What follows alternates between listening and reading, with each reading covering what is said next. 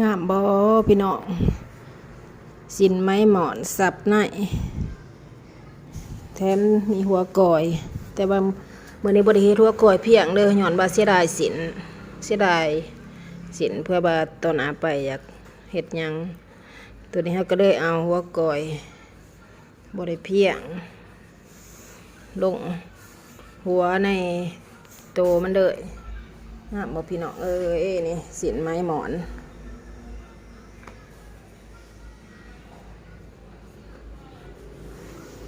งามเนาะ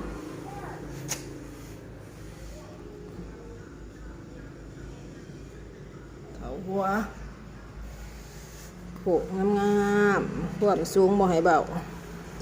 สูงได้ยังต่อหัวก่อยเติมอีก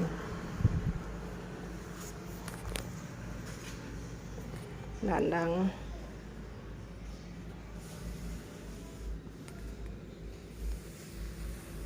งามๆเก็บรายละเอียด